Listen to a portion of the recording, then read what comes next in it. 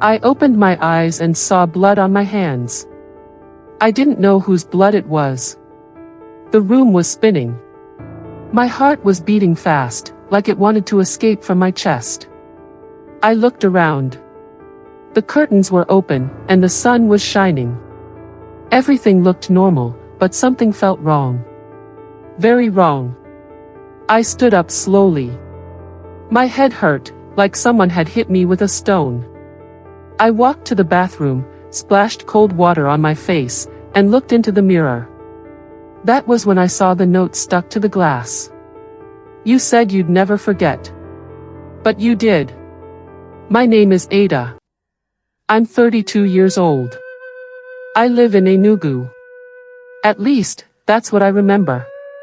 But this morning, I couldn't even remember what day it was. I couldn't remember what happened last night. I couldn't remember why there was blood on my hands. I reached for my phone. The battery was dead. I plugged it in and sat on the bed. My heart was still racing. When the phone came on, I saw missed calls from just one name, Emeka. My husband. But something in my chest twisted when I saw his name. Why did I feel afraid of him? The doorbell rang. I jumped. I walked to the door slowly, like my legs were tied with ropes. I opened it. Emeka was standing there, smiling. He looked normal. Kind. The way he always did. But my hands were still shaking. "Morning, sweetheart," he said. "You didn't answer your phone." I was worried. I nodded. "Sorry." Phone was dead.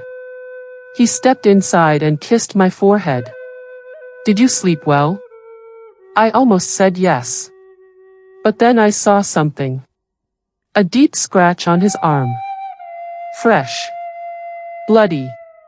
And in that moment, a voice whispered inside me, "You hurt him last night." But why? I sat down, my legs weak. Something was very wrong. And I was afraid to know the truth. Because the truth might destroy everything. Including me. The power went off suddenly. I jumped, and Emeka laughed softly. "Nepal strikes again," he said. But his voice didn't sound like his. It sounded cold. He walked into the kitchen like everything was normal, but I stood frozen. My mind was running. Why couldn't I remember anything from last night? What happened between us? Did we fight? Did I attack him? Did he attack me? I walked into the bedroom again and opened the wardrobe. Something inside me was telling me to look. Deep inside, hidden under a pile of clothes, I found a torn dress. My dress. And it had blood on it. I touched it. It was still a little wet. I wanted to scream, but nothing came out. I felt like I was inside a nightmare. Then I saw something else. A phone. It wasn't mine. I picked it up and pressed the button. It was locked. But the wallpaper was a photo of a woman I didn't know. She looked happy. Alive. Who was she? And why was her phone in my house? Suddenly, Emeka walked in behind me. "Looking for something?" he asked, eyes on the phone in my hand. I felt my stomach twist. "Whose phone is this?" I asked. He smiled, but it didn't reach his eyes. "Why don't you tell me? You're the one who brought it home last night." My knees buckled. I didn't bring anything home. I don't even remember going out. He took a step closer. I took a step back. "Ada," he said gently, "you need to rest. You're confused. Just lie down. I'll make you tea." But I didn't want tea. I wanted the truth. And the truth was hiding in my broken memory. Somewhere deep, where I was too scared to go. But I had to go there. Or I might never wake up again. I sat back down on the bed, the phone still in my hands. Emeka was standing by the door, watching me, waiting.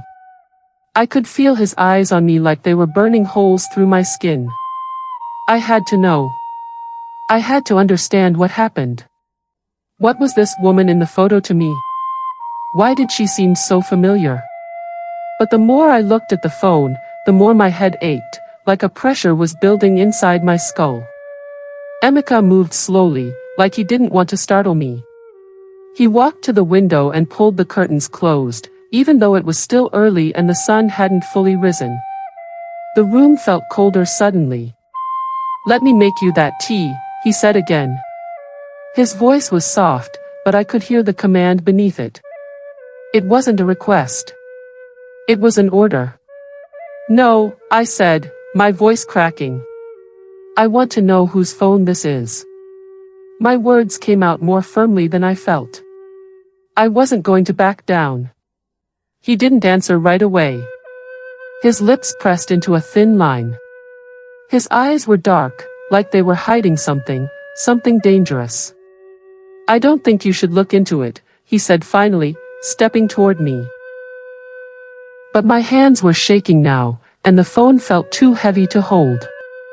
"You're hiding something, Emeka," I whispered. "What happened last night? Why don't I remember?" He looked at me for a long moment, then sighed. "Ada, you're scaring yourself. You're not well. Please, just trust me. We'll get through this together." But I wasn't sure I could trust him anymore. Not when every word he spoke felt like a lie. I stood up quickly, holding the phone out in front of me. "I don't believe you. This phone isn't mine, and I don't even remember coming home last night. You have to tell me the truth." Emeka's face twisted. It was like he wasn't the same man I married. The man I loved. "I've told you the truth," he said, his voice low. "I didn't want you to find out this way." I froze. "Find out what?" He stepped closer, his footsteps heavy on the floor. "That woman in the photo. She was your sister, Ada. You killed her." My heart stopped. I couldn't breathe. My hands trembled as I looked down at the phone again. That woman in the picture was smiling. She looked so happy. But now, the happiness was gone. She was gone. "No. No," I whispered. "That's not possible.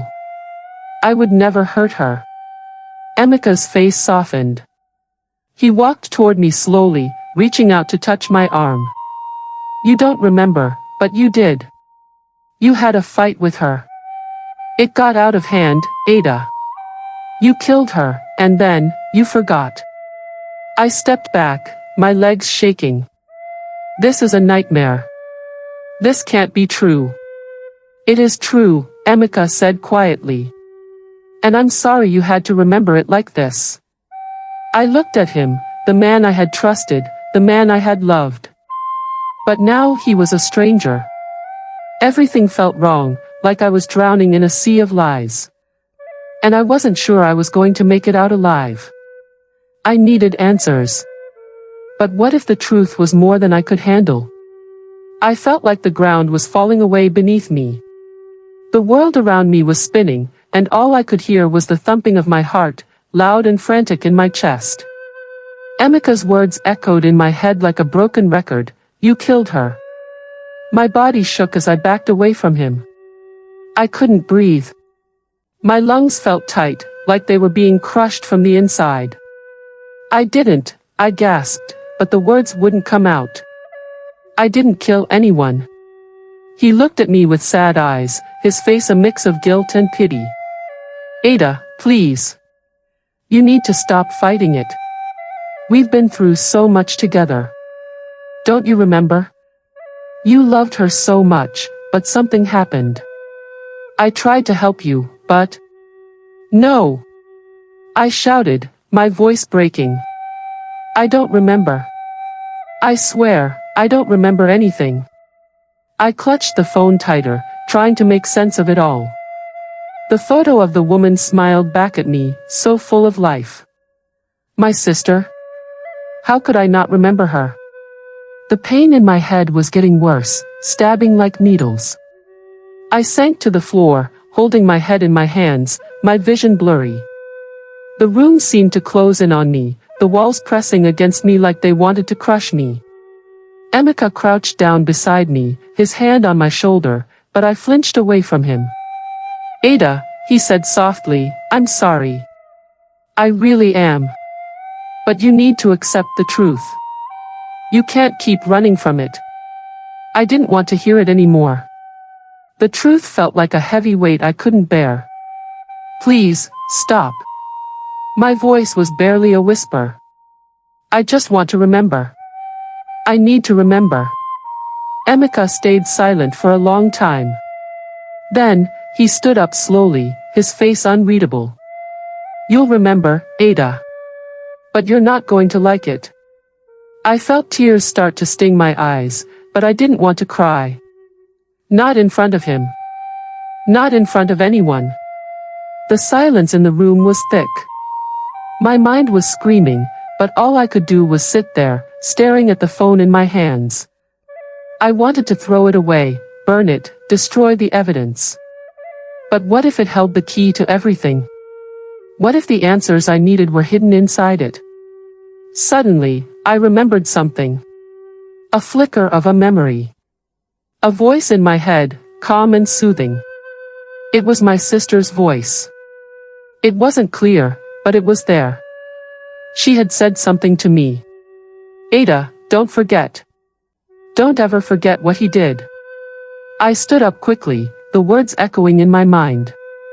I had to remember. I had to figure out what she meant. I looked at Emeka, my eyes burning with a new fire. What did you do to her? What did you do to me? His face paled, and for the first time, I saw fear in his eyes. You don't understand, Ada. You don't know what you're asking. But I did understand. I wasn't sure how or why, but I knew something terrible had happened. Something far worse than Emeka was letting on. And I was going to find out what. The phone in my hand buzzed, startling me. I looked down. It was a text message from an unknown number. You're close, Ada. The truth is waiting for you. But be careful. Some truths are more dangerous than you know. I felt my stomach drop. The room seemed to tilt again, and the pressure in my head grew stronger. Who was that? Emeka asked, his voice sharp. I didn't answer. I couldn't. My mind was racing, my heart pounding, my thoughts spinning out of control. The truth was out there, and it was calling my name. But was I ready to face it? I felt the phone slip from my hands. It hit the floor with a soft thud, but the words on the screen lingered in my mind like a heavy fog. Some truths are more dangerous than you know. I bent down and picked it up again, my hands trembling. The message was still there, mocking me, daring me to dig deeper. But every part of me wanted to throw it away, to walk out of the house, leave everything behind, and pretend none of this was real. But I couldn't. I couldn't just ignore it. Emeka was standing by the door, his arms crossed over his chest. His face had shifted, no longer the concerned husband, but someone else, someone I didn't recognize. The person I had trusted was slipping away, replaced by a stranger. I could feel it in the air between us. What does that mean, Emeka? I whispered, my voice barely audible. What did you do to me? To her?